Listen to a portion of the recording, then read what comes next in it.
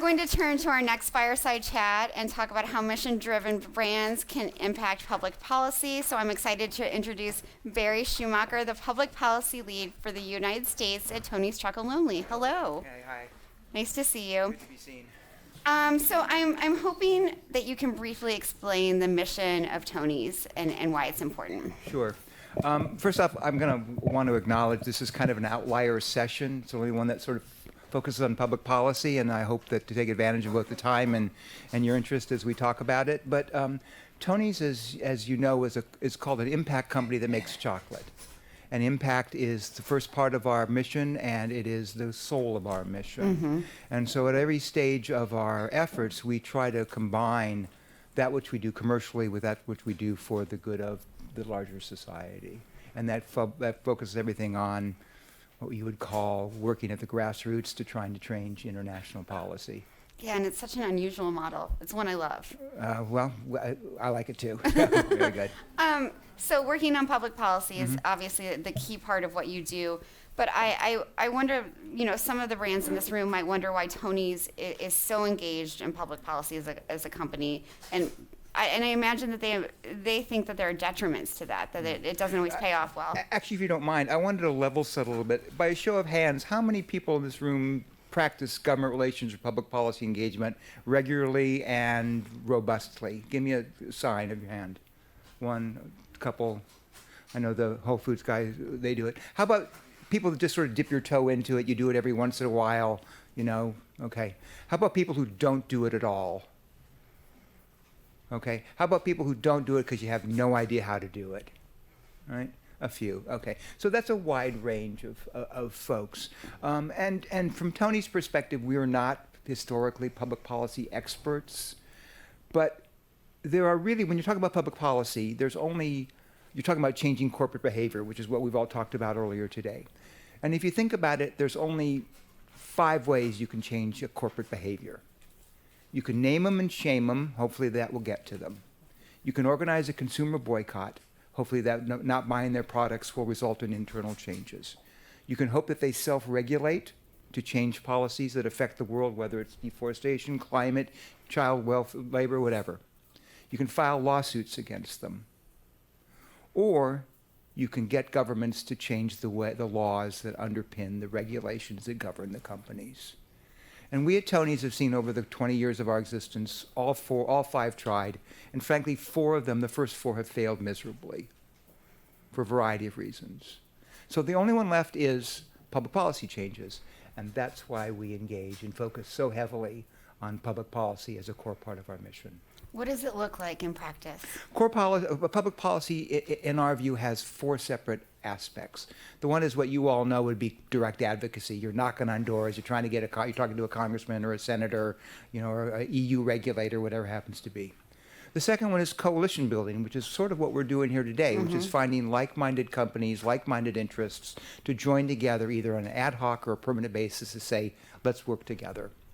The third is visibility raising, showing people why an issue is important. One of the things that we wrestle with in these industries is not that our issues aren't important, but that it's number 15 on a list of 10. It's number 20 on a list of 3. How do you raise it up? And the last is thought leadership. How do we write about it, talk about it, think about it, work about it, so that we change the narrative around the issue so that we are seen both as the resource and the solution to the problem. And all those things are really what public policy is. Is there one that you are more sort of aligned with than the other 3? Which ones? They're all interreactive. For example, we had an op-ed published in a New York publication about a New York bill that I'm going to talk about a little later, why that's important. That was thought leadership. That was visibility raising. We had some calls about it. That's coalition building.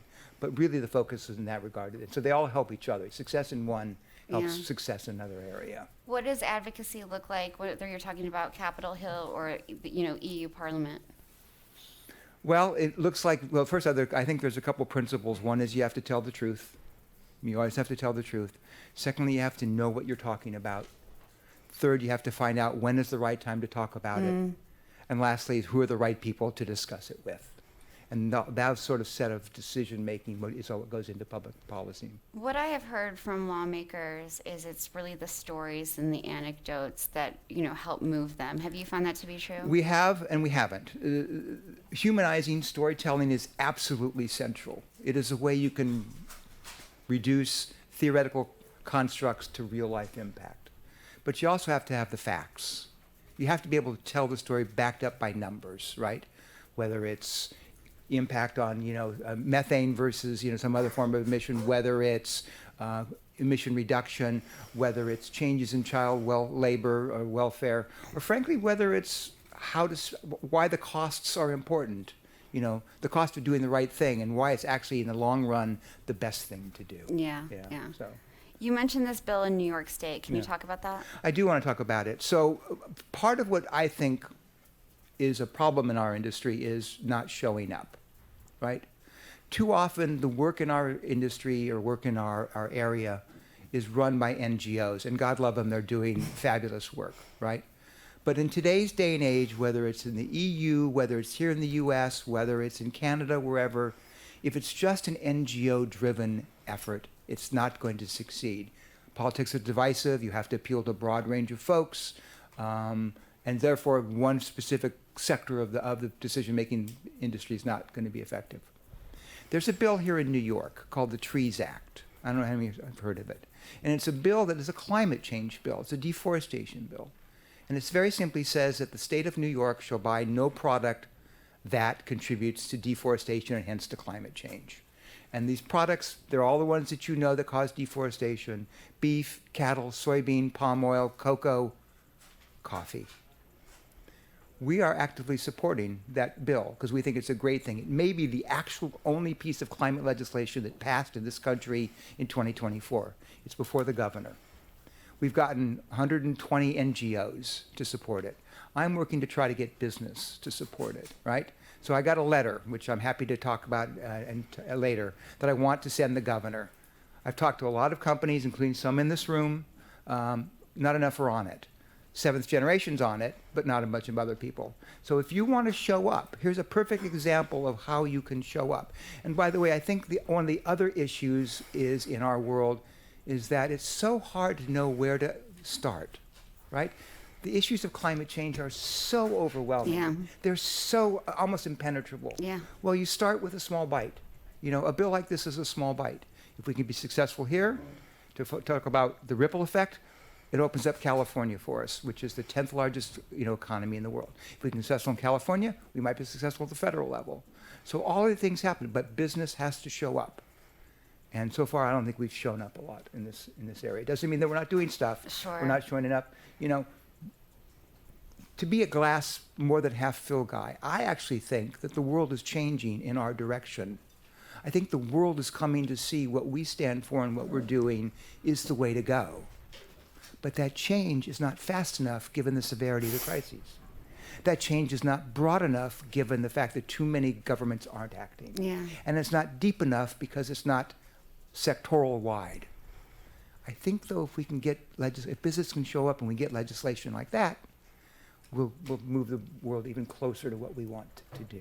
And you'll share that letter with folks. I'm around. I'm happy to talk about it. Happy to have you sign it if you're interested. But yeah, I want to talk about it. So. What advice would you give to companies who are like, oh God, I feel bad. I want to do something, but it just seems like there are so many obstacles in the way.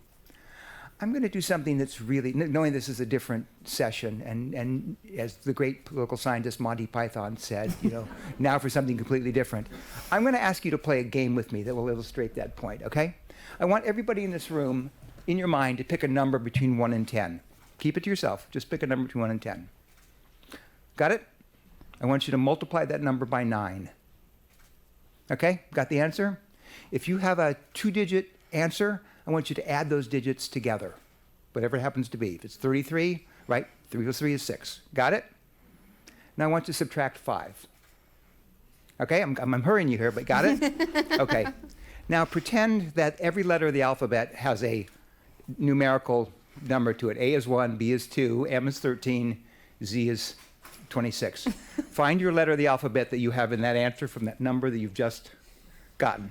All right? You got it? Got your letter? I don't have it. Okay. These people do. Now, there's a point to all this. Find a country that begins with that letter of the world, okay? Got a country? Find an animal that begins with the last letter of that country. Okay? Got it?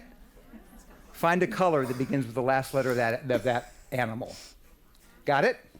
I'm sorry to tell you there are no orange kangaroos in Denmark. Right? Right?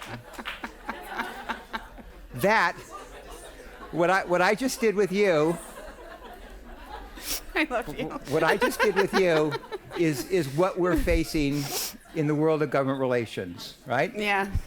There's a game. I just had you play a game.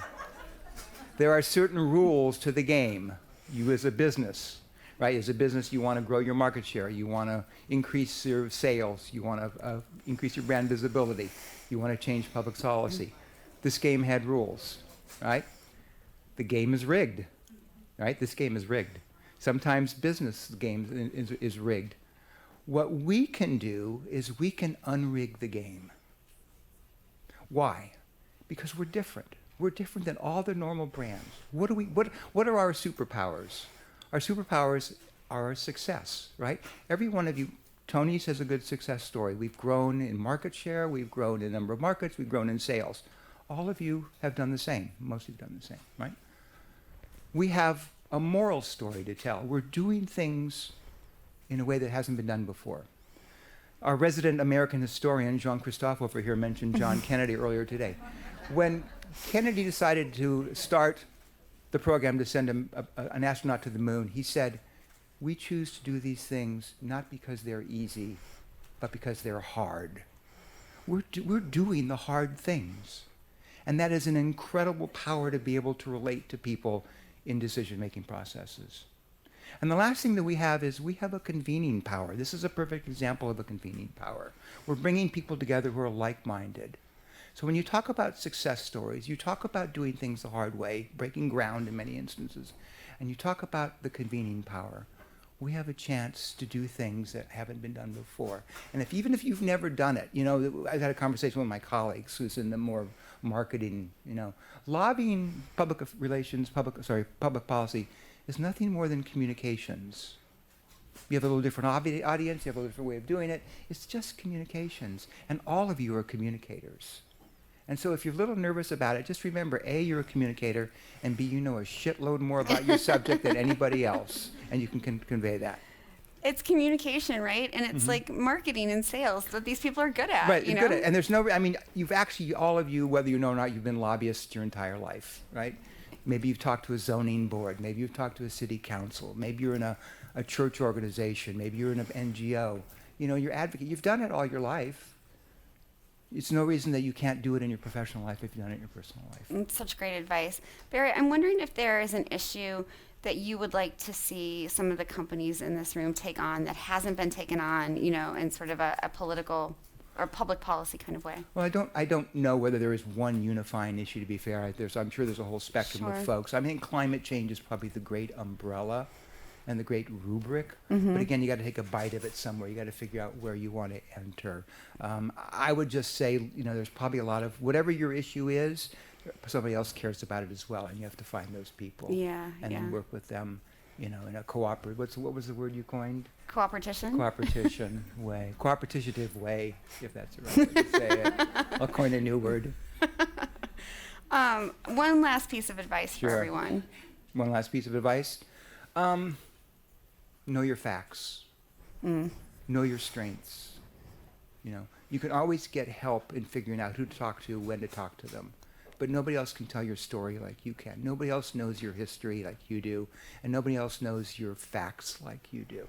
So be a fact-based organization that communicates in a way that it makes sense. Because we're all about cutting through the noise. If you think about policymakers get, thousands of emails, hundreds of phone calls, right, a day. How do you get through that noise? You get through that noise by being factual, by telling them a story they have to listen to and they have to respond to. And the other part of that advice is knowing what you want, knowing what you ask. What are you asking, And in the context of sort of an advanced thought about that, knowing what your audience can do for you. because it's no use asking for something they can't do. Yeah. You know, Yeah. knowing what they can do is important. You know, as communicators and marketers, one of the things that we really excel at is seeing the world from the eyes of our customers, right? Because that's how we get to them. You know, what do our customers want? Market research that tells you that. You know, where do our customers going? And our goal really, in some ways, is not only to respond to what our customers want, it's to be there 6 months before they are. Yeah. You know, Yeah. and it's the same with sort of, you know, what does a public, you know, policy person want? What does a decision maker need? How do we get there before them? How do we get to them the point where 6 months later, when the light goes off, we're already there? Yeah. And that's both the challenge. It's, you know, public policy is kind of like an art and a science, you know. Yeah. And we'll see how scientific we are, but that's the advice. And this was designed actually to be a shorter session, so I'd love to take questions if any of you have questions. If not, I'll stay around through the drinks and later or after the session. I'd be happy to talk to you both about the Trees Act and signing on to the letter or anything larger on your mind. We have a roving mic. Any questions? It's hard for me to see, sorry, Yeah. so I don't know if there's I don't know if there's a any hand others. raised. I see people with mics, but nobody with hands up. Somebody over there.